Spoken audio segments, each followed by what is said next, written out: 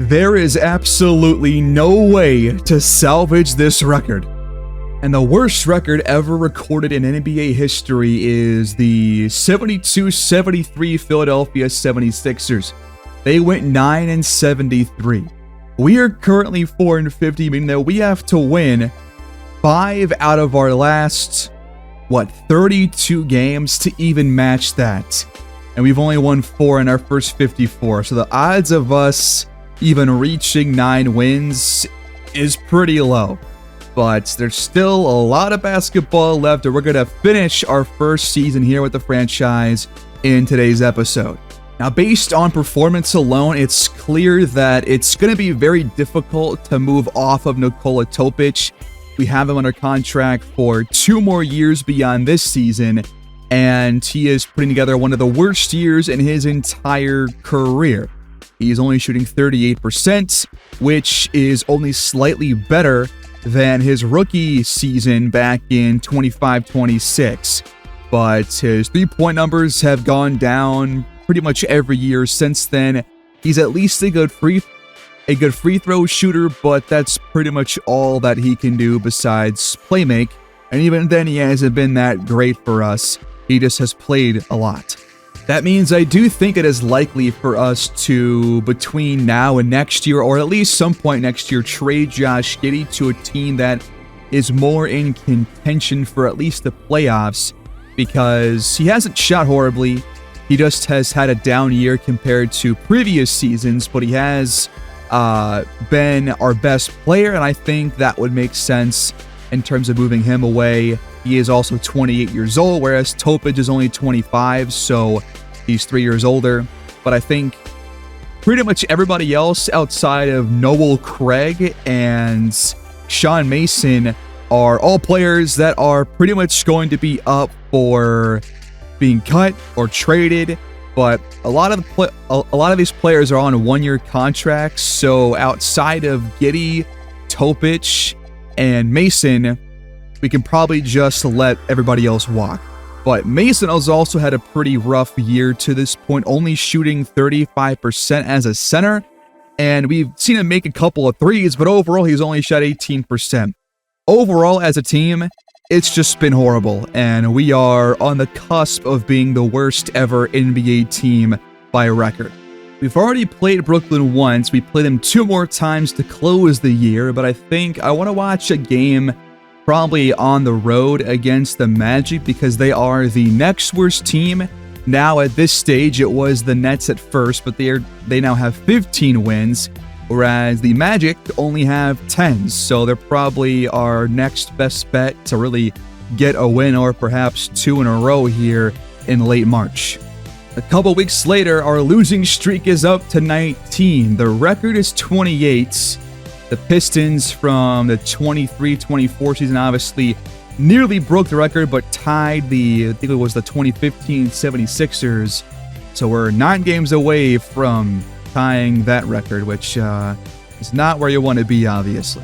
Oh my god, we broke the losing streak at like 25 or something. We are now 5-65. 4 of our 5 wins have come on the road. We only have 1 home win. So these fans at 91% interest are clamoring for at least some hope. We beat the over 500 Grizzlies thanks to a poor shooting day from them. 20-10 for Ja Morant, who is still over here in Memphis. Topic had 26 on 23 attempts. Giddey also stuff in the stat sheet here. Collier made 5 shots but missed 10.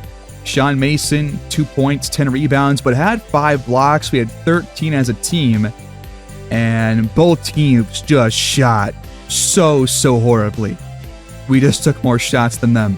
Oh, hey, look, another injury. Josh Giddey pinched nerve in the back, 2 to 4 weeks, and we just won back-to-back games. This is the second time we have done this, and the last time we did was in November.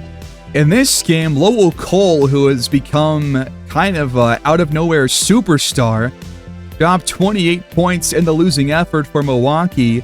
They have also got Mark Buford here. I mean, these two guys are really good. Lowell Cole putting up 25, 4 and 5 this year on good overall shooting. The three-point numbers aren't great, but he's putting up a lot of stats. And Buford has averaged 29, about 4 rebounds per game and 7 assists per game. So these two guards are really important over there in Milwaukee, with Giannis, who is kind of aging himself out here soon. But they got 3 guys averaging 23 or more points, and that's why they are also above 500. They just couldn't beat us here. We have 6 wins. We have one more game against the Magic here. They're up to 14 wins and 57 losses, and they just clobbered us at home before we go on the road to meet them in Orlando. 146-103, despite 3 different players for the Sharks putting up 20 points or more. We got hammered. Banchero 35, Wagner 31. I'm not sure how Orlando is so bad, but they've at least got 2 star players, and they're probably about to destroy us on their own home court. And for some reason, they're putting us on national television. Who is going to be tuning in for this game? The 6-67 Sharks against the 15-58 Magic. A battle of awful Florida teams. You might as well find out, right? We'll see if this game ends up being close, but I've got a sinking feeling that they're about to completely annihilate us as we approach the end of year 1. Gonna try and get through this quickly because obviously the next offseason, the first draft where we have, full scouting knowledge, is going to be critical to the future of this franchise, and we are going to try and eventually acquire a second first-round pick to go along with what will hopefully be the first overall selection. But here we go in Orlando, a team that has just completely let their own fans down, but not quite as much as Tampa in our inaugural season. And we are officially underway as Sean Mason wins the tip. I have tweaked our camera a bit to have more of a zoom. Hopefully this looks better for you guys, but if not, let me know down below in the comments section. Josh Giddey takes the first shot of the day, and it's offline. Again, he has that pinched nerve in the back, but is going to play through it here. Anthony Black from the corner. First shot for Orlando is also out. So we finally have Topic and Giddey out there in the same game. We'll see if this has any impact in a showcased game, but honestly, probably unlikely. Good pass, though, by Collier, who finds Taylor Hendricks, and Tampa Bay opens the scoring. How about that? Robinson Earl, the screen. P5 fading away. That one's too strong, but Robinson Earl got it back. He's denied at the hoop by Sean Mason, who's right now third in the rookie report for Rookie of the Year, as Paolo Banchero's second attempt is also out. Mason off the dribble, blows by Banchero, and scores. He's had a couple nice highlights this year, and hopefully can build off of that with some promising player progression next episode. Banchero mismatched inside, Collier on him, double team comes over, open triple, and the Magic are on the board. Downhill, back out to Collier, waiting for a screen now from Hendricks. He'll pull the trigger, and it's offline. Back out, open three again, Robinson Earl 2 for 2 from behind the arc. Up ahead, quick pass, Sean Mason's got 4 points. Banchero back out, another triple. Robinson Earl can't seem to miss. He's got all 9 for Orlando. Screen from Sean Mason. Collier turns it over. Threw it off the back of Christian Braun. He finds Wagner. His corner three is up and out. The ball goes out of bounds off of Banchero. Shot clock under 5. Dumped inside. Wagner has positioning and scores. Over the top, Sean Mason. Once again, the offense right now is running through him. Good pass by Collier. Downhill, Anthony Black hop steps right to the rack, and nobody stepped up to take him on. Topic downtown. Now he's 0 for 2. And Caro taking on Taylor Hendricks, draws a double team, hands it off. Robinson Earl has to fire, and Giddy blocks the shot. Mason up ahead, and it's a turnover, as Topic could not hang on. Top of the key, catch and shoots. Wagner too strong. Good pass, nobody home. It's Sean Mason once again rocking the rim. He's got 8 of our 10 points. Good pass. Robinson Earl continues to be left open. Sean Mason having a tough time sticking to his man, and he has hit 4 out of 4 attempts from downtown. Downhill, and Williams throws it down. Assisted by Noel Craig, who is no longer in our starting lineup only because we finally have Topic, Collier, and Giddy all fully healthy at the same time. So Giddy is now the starting 3, and Craig is coming off our bench. But I think Craig has earned his keep and will probably stick around for at least 1 more year. Look to re-sign him in the offseason. That pass is tipped, but it still gets to Mark Williams. And Caro, pass blocked, gets it back and throws it down. Orlando already up by 9, 23-14. Boston from the elbow, left it short, it hops off the rim. Wagner drives and is fouled. The and 1 against Noel Craig.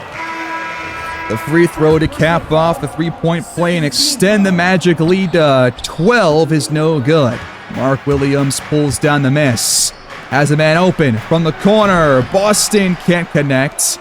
Second chance 3. Josh Giddey, no good. This offense sucks. And Caro just throws up a prayer, and that one actually goes. He's averaged almost 40 points in his last 6 games. Has shot the ball very well from downtown in that stretch. And speaking of stretches, this offense isn't a poor one. Wagner right to the rack. It's 29-14. Good God, this team is unwatchable. Out to Wagner. Open triple. Can't connect. Josh Giddey pulls down the rebound. 8 for us, 11 for them. There's Del Gilliard. But again, a lot of these guys that we're watching right now are not going to be on this team next season. And thank God, because these guys can't play. Banchero blows by Gilliard now on the other end. Magic have now shot 57% here in the first to our 44. Giddey pulls up from downtown. Guess what happens? Topic off the dribble. Hop steps and gets blocked at the rim. Up ahead to Banchero. 35-16. Now we go with a quick pass up to Mark Williams in response, but we are not keeping pace. Despite outscoring Orlando right now in the paint, we have hit, 1 3 or 0 threes. They've hit like 5 or 6 already, and we are trailing now by 17 points.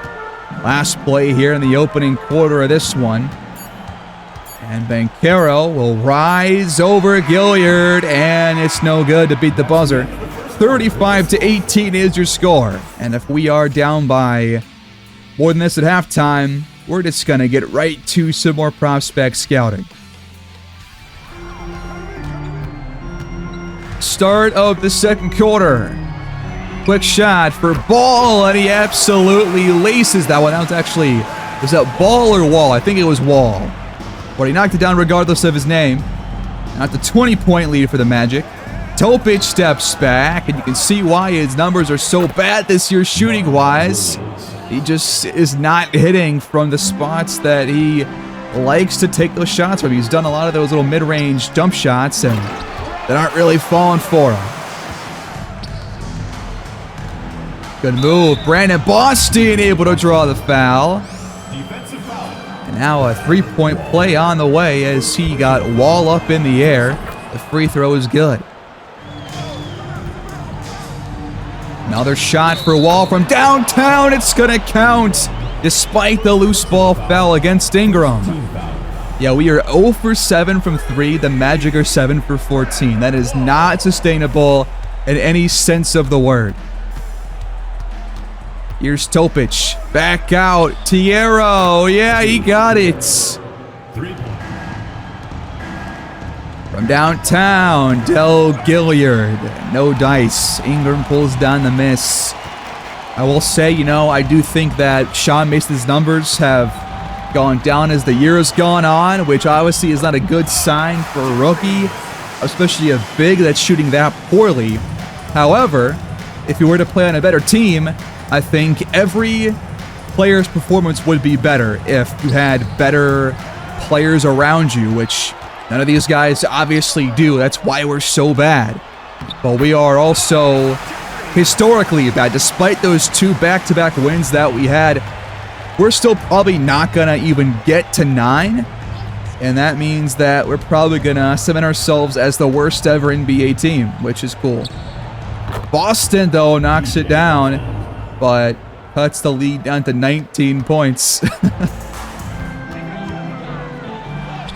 Off the window and no good, and Tiero pulls down the rebound. I think Tiero is maybe a sleeper 4th player that might stick around because he has shot like 52% from the field, which is easily the best on the team, even over guys like Josh Giddey and Noel Craig. So I think there is a case to be made for him. He's also made plenty of threes for us, so there is potential for him to stick around. And in fact, he also has the best plus-minus per game on the team. Nobody else is even close to him, so there's a chance that he'll be here next year. But outside of, you know, him, Mason, and either Topic or Giddey, and then Craig, nobody else is going to be here. Dished out to Topic. His triple is finally on the money. Assisted by Sean Mason. Good pass. Another bucket for Ingram. There is zero paint defense being played by either team, especially us. Right now, Sean Mason is getting completely turned around both on the inside and the outside. He's got no answer for this apparently good Magic offense, but it's just because we're just not good at all defensively whatsoever, except for maybe a handful of blocks per game. We actually have the most blocks per game the last 30 days, but it's had virtually no impact on our performance. Open 3. Christian Braun laces that one. It's back to a 20-point lead for the home team. Away team. The pass. Guess who it's to? It's Sean Mason at the rim again. At least we're feeding our rookie despite getting blown to smithereens. The screen from Mason gets the handoff. Nobody sticks with him. Mason might be on line for a career day. Off the screen, Collier's open from downtown. That one rattles out. What if he shot from 3? It's got to be like 12%. This is pitiful. Robinson Earl, easy deuce on the other end. 59-38. Yeah, we are definitely not coming back in this one. That's for sure. Wagner's open for a triple. He drops it in. 22-point lead. Only 4 minutes left to go in this abysmal first half. Mark Williams, though, gives the offense some life with the and one. Now a free throw on the way, but yeah.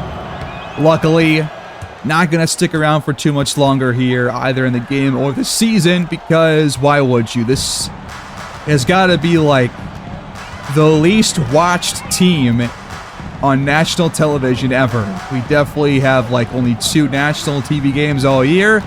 This game, for some reason, is one of them. And the ratings are probably like the worst of all time.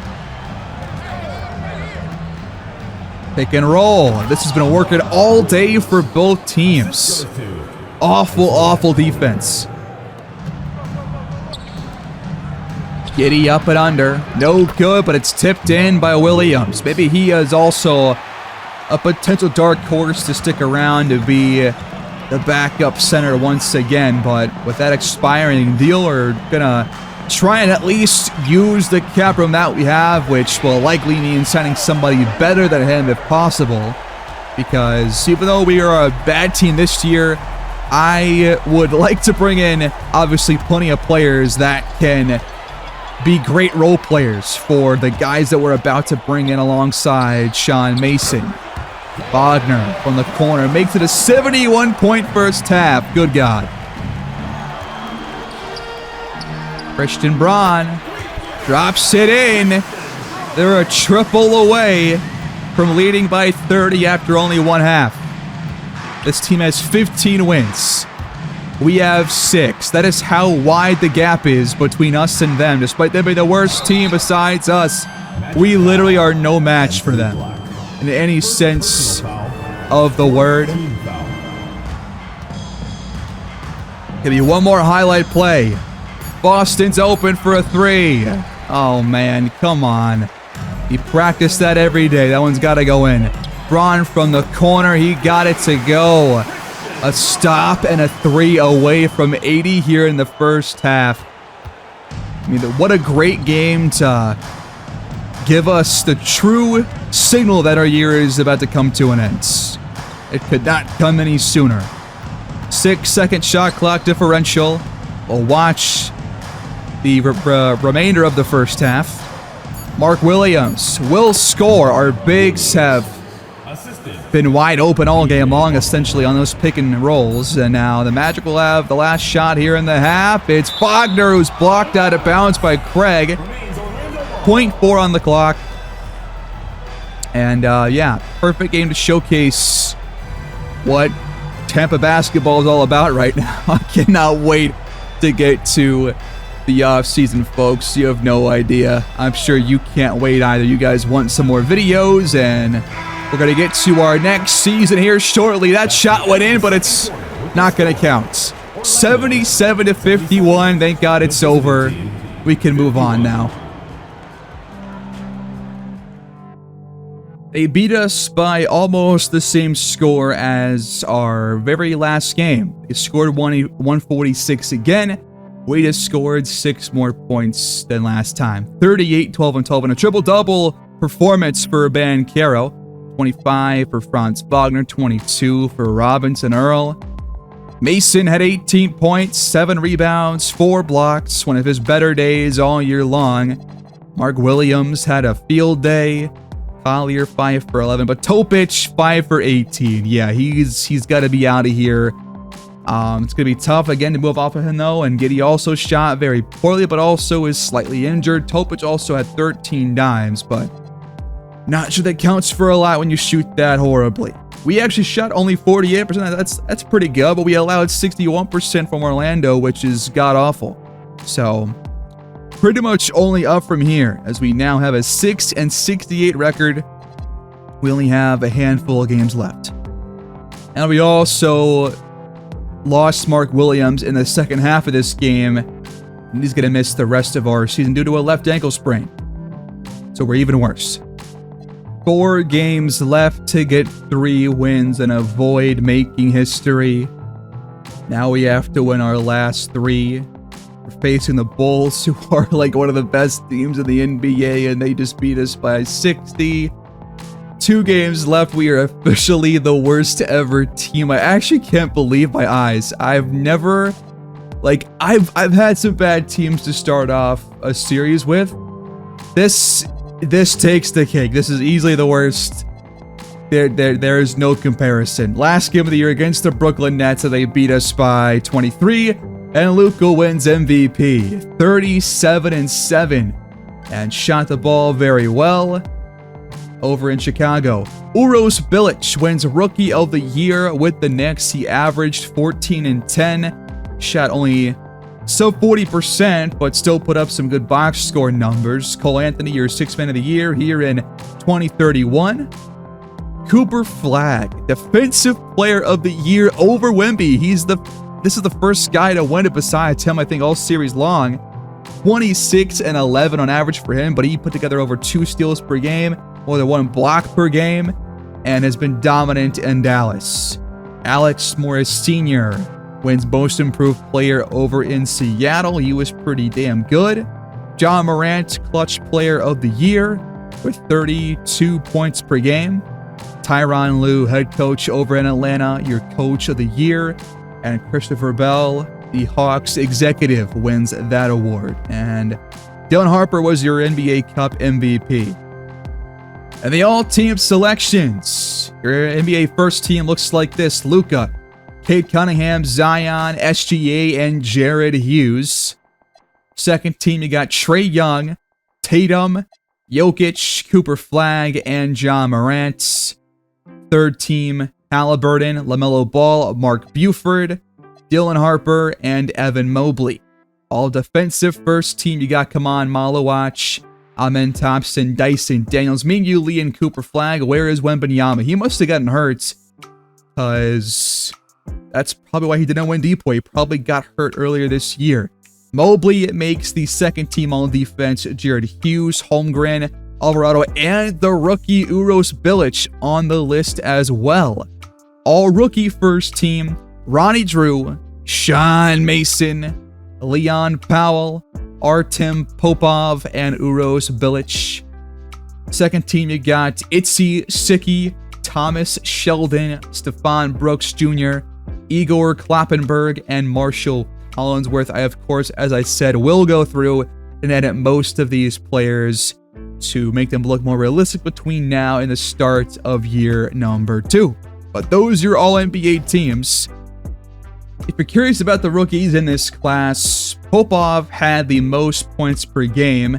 He played all 82 and averaged 15 a game on 44%. He is a forward that plays for Utah. Elton Pickett cracked a neck vertebrae after playing 28 games, so he did not get a whole lot of playing time. Bilic, we saw his numbers. Sheldon, 13.6 points per game. You had 12 rookies average double figures, so that's not that bad. The scoring title this year belongs to Cade Cunningham, though. One of only 5 players to score more than 30 points per game. He drops 37.6. despite playing less than 34 a game on average. So very impressive numbers for him. Top rebounder was Wembanyama, followed by Jake Garrett over with the Grizzlies. Top passer was SGA at 8.4 assists per game, with Trae Young nearly tying him for that. Most steals, Dyson Daniels, then Cooper Flagg. Most blocks, Wembanyama, and then Mingyu Lee. And then the top field goal percentage, Zion.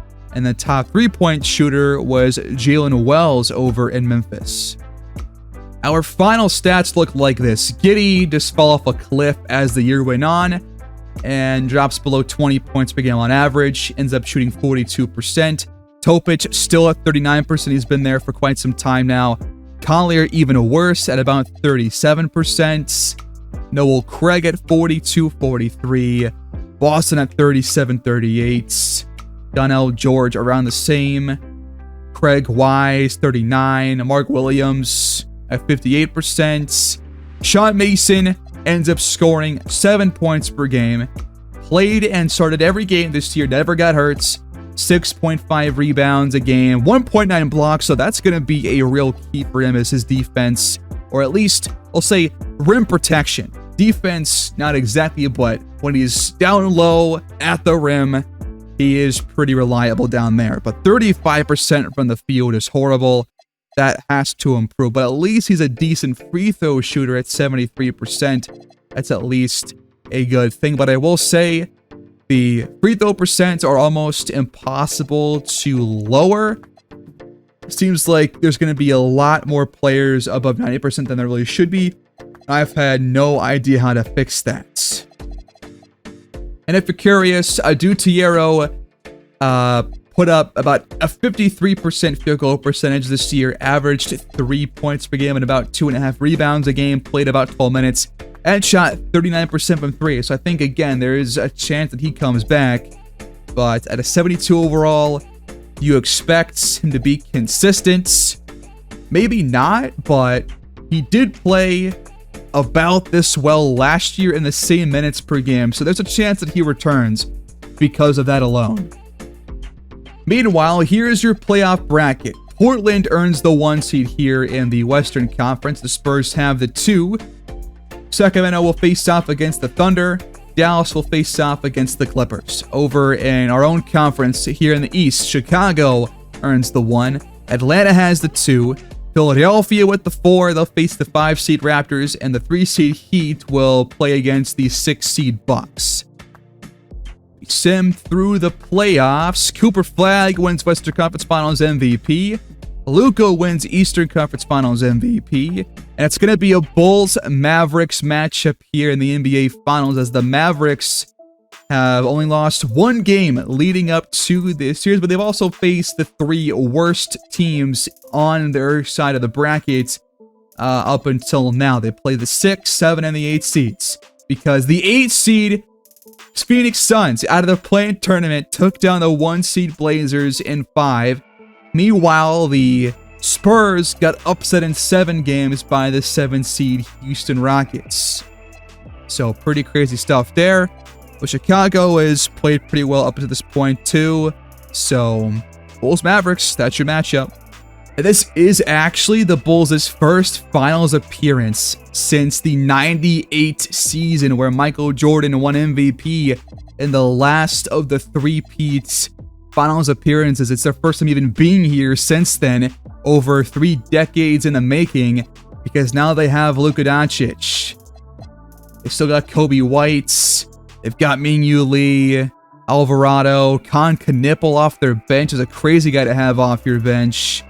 Anthony Simons, Jeremy Sohan, now pretty old, so they'll face off against the Mavericks, who again have the aging Kyrie Irving and Mikal Bridges. They got Cooper Flagg to lead their team. They've already won once, I think in the 25-26 campaign, but they have not won since then, so we're about to have maybe a brand new title winner if the Bulls can pull this out.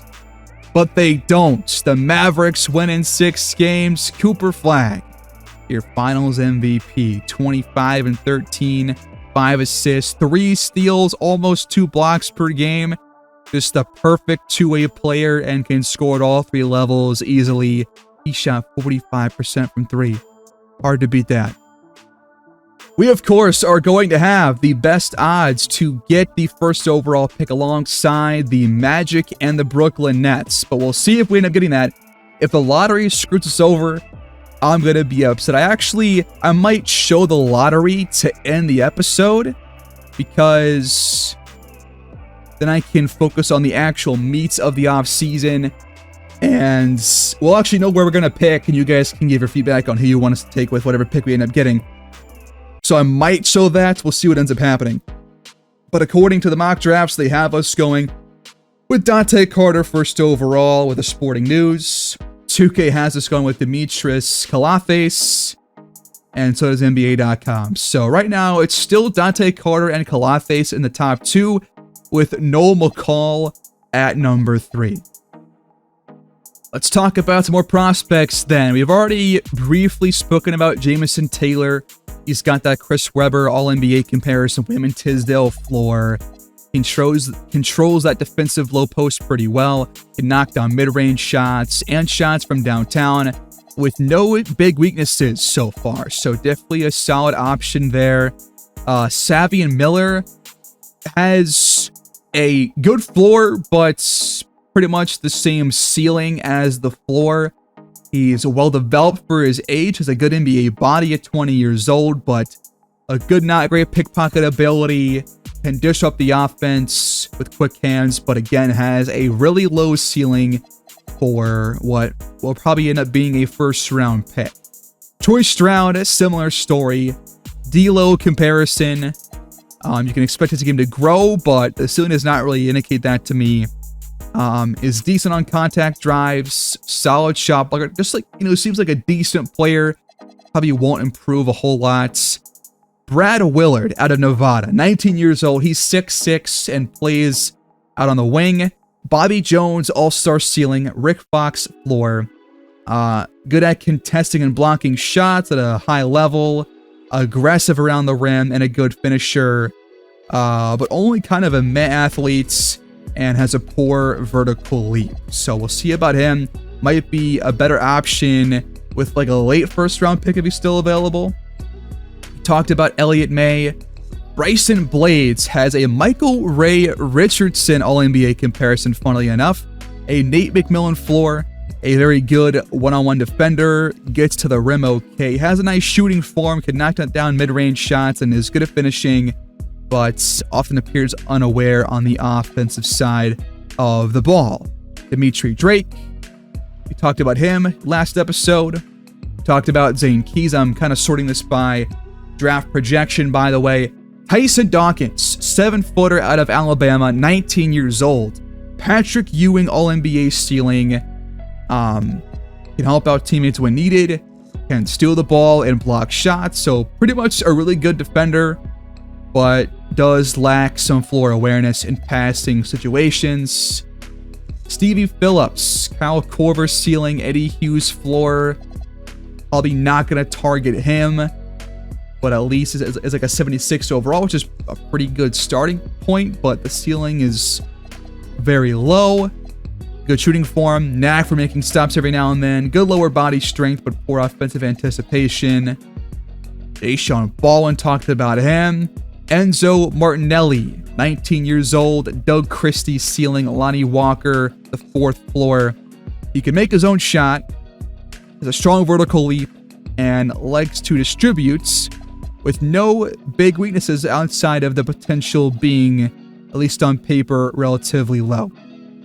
Then we got Jackson Farmer. I think we briefly touched on him, but he plays for Marquette. He is on the older side of 21 years old, but 6'8", can throw it down sometimes, can hit three-point shots. Good job at, being an athlete. He can change directions, has good agility, but is a below-average finisher and tends to get blocked, despite being 6'8". Mario Ellington out of Tennessee, 20 years old. A Tom Heinsohn All-NBA ceiling, a Sam Perkins floor. Could be another solid mid to late round option. Now, we just have center as a secondary position at 6'9", but probably would not play him there if I were to take him. Gets to the rim okay, good at finishing once he does. He knows how to get big stops and apparently should mature pretty well. But just have a lack of a vertical, which will harm his ability to crash the glass. Jordan Talon out of Kansas State. He can play in the front court at both positions.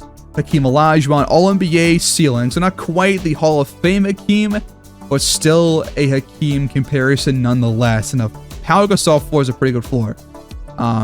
Might be the best defensive low post player in the entire draft, which we could use some help around there with Sean Mason down low. Good at making contact drives. Great upper body strength. And shows a lot of heart on the glass. So that is some pretty great strengths right there. But does lack some playmaking skills. But I'm going to add him to our board because of that. I'm trying to be more critical of who I add to that list. But I think he will definitely make the cut. And he's not supposed to go... Actually, I guess... 20... to 24 in that ballpark. Jacoby Owens also has the Chris Webber All-NBA comparison. Good finisher, can attack the rim, can both contest and block shots, but not spectacular down low defense. and has below average court vision. He's also a forward at 19 years old out of Wisconsin. That's not a bad ceiling. I think he could be a backup option, but won't make our draft board, at least for now. Howard Evans III. A ceiling of Kyle Kuzma. We're going to move on. Caden Tate, we talked about him. He is going to be a potential late first-round draft pick. Right now, the projections have him going anywhere from 13 to 23, so pretty big range there for where he might get taken. You got Keon Frazier next. Ceiling and floor, not very promising. He is a natural playmaker, though, and can get some steals. Kevon Bayless, Dave Bing All-NBA ceiling with a starter floor.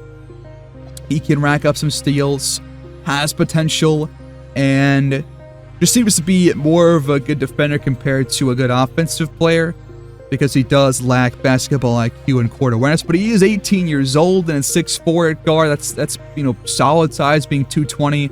So could be a potential option out there.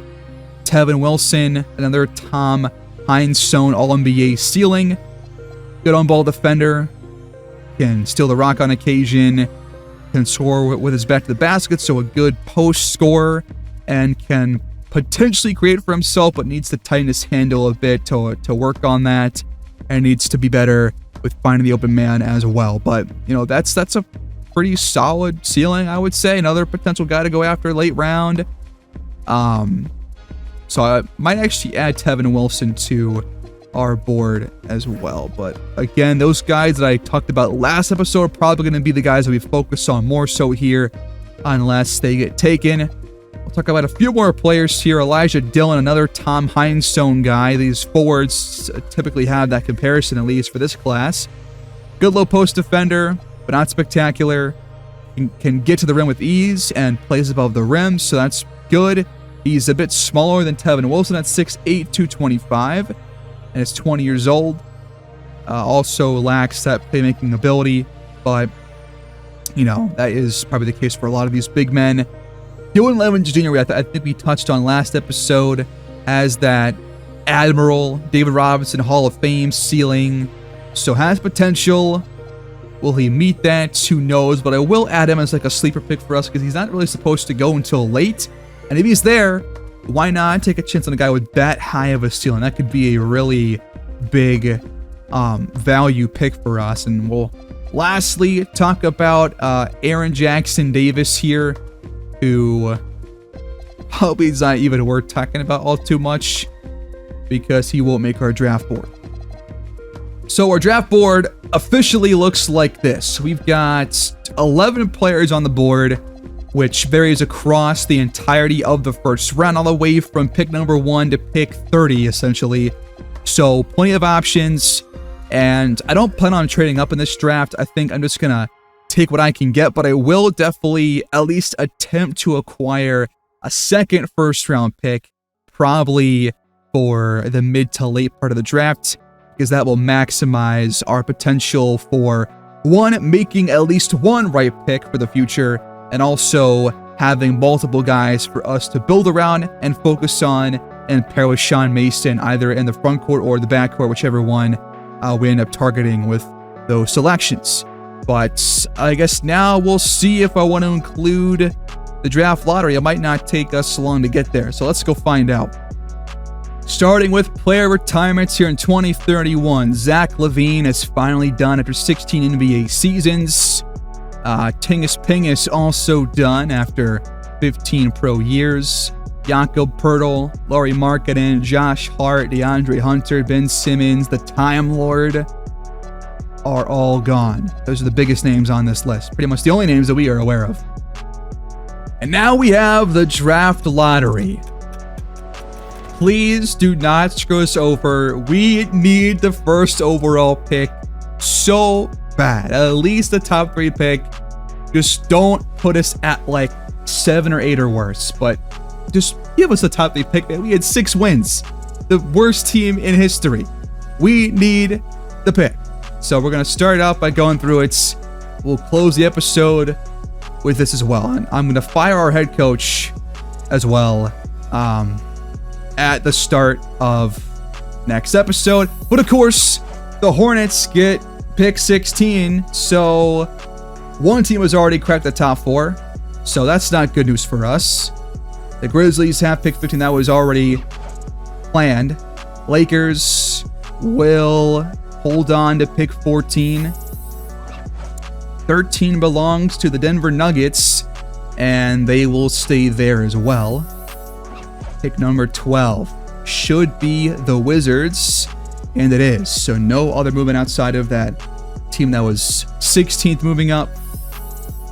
Number 11 should belong to New Orleans, and it will stay there. Now we have reached the top 10. The Pacers hold on to that selection. Pick number 9. The Warriors will leapfrog to the top 4. The Supersonics just got reamed, so that sucks for them. Timberwolves will jump into the top 4. Don't tell me that we just got the Knicks and Timberwolves have all moved into the top 4. Brooklyn has pick 7. They can't be doing this right now. They can't. The Magic have pick 6. They got screwed over. They already have star players. Don't give this to us. No, don't. We have pick 5. They couldn't even give us a top 3 pick. Are you serious, man? We had 6 wins. 6 wins. And we get the 5th pick? What is this? The Warriors have pick number 4. 3 picks left.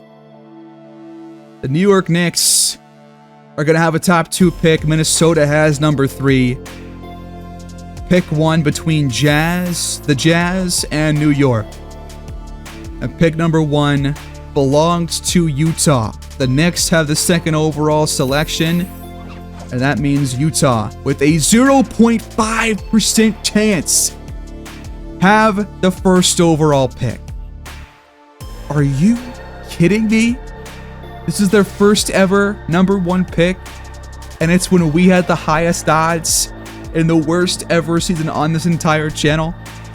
This could not have gone really any worse for us. This is tragic.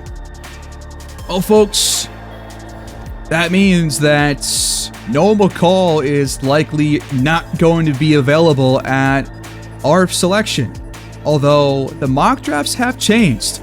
Now you got Chauncey Johnson at number 1 in one of these drafts. Joe Banks at 2, Taylor at 3, McCall at 4, and then Carter at 5 here in this one. The other one still has Calates going 1st overall, but now Zane Keys in the top 3 to New York, with McCall still going 3rd, and us still getting Dante Carter. NBA.com still has all 3 of those guys going in the top 3, with us getting Tyson Dawkins at 5. So, no telling now what's going to happen in this draft. I have no idea. But I would have liked McCall to be available because, again, I probably would have taken him with that pick. But now, odds are not really in our favor to have him fall to us. And I guess we're going to end the episode on that note, approaching staff signing and just a couple weeks away from the NBA drafts. So I guess we'll address the rest of the offseason next time, folks. What is in store for this team? I really have no idea after that draft lottery, but that's why I showed it here in this episode, because it'll give us at least some things to consider going into the actual decision-making process the rest of the way. But I guess I'll leave it here. We're terrible, worst team ever, and now the draft lottery goes in other teams' directions. So I guess that'll do it, guys. Thanks for watching, I guess. And we'll see what happens. But yeah, please leave a like. Subscribe if you're new, and leave your feedback down below on what you want to see us do in the draft and what moves you want to see us make in terms of signing free agents. and what kind of talent you want to see us bring in, and who should stay, who should go. And I guess we'll see what this holds in store for us, guys. See you there.